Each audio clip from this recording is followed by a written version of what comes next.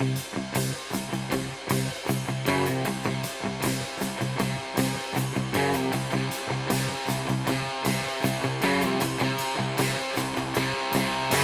Flugzeug liegt im Abendwind, an Bord ist auch ein Mann mit Kind. Sie sitzen sicher, sitzen warm und gehen so dem Schlaf ins Garn.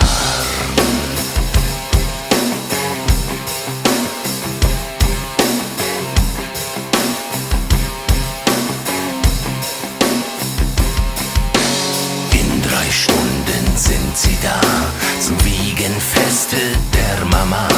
Die Sicht ist gut, der Himmel klar. Weiter, weiter ins Verderben.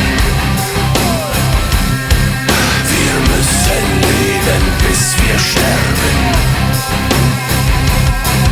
Der Mensch gehört nicht in die Luft, so der Herr im Himmel ruft seine Söhne auf den Wind. Bringt mir dieses Menschenkind.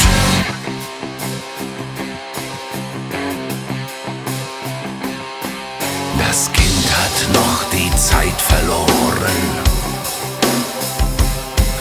Da springt ein Widerhall zu Ohren.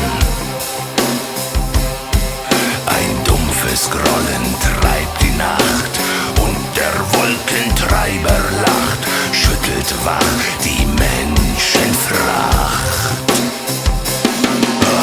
Weiter, weiter ins Verderben. Wir müssen leben, bis wir sterben. Und das Kind zum Vater spricht: Hörst du denn den Donner nicht? Das ist der König aller Winde. Er will mich zu seinem Kinde.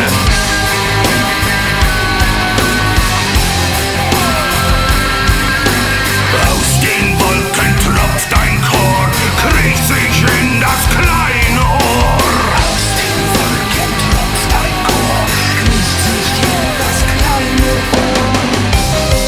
Komm her, bleib hier, wir sind gut zu dir. Komm her, bleib hier, wir sind Brüder dir.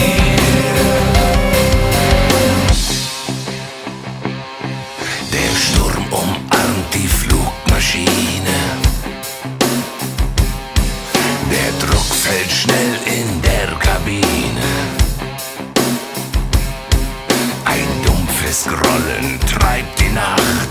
In Panik schreit die Menschenfracht.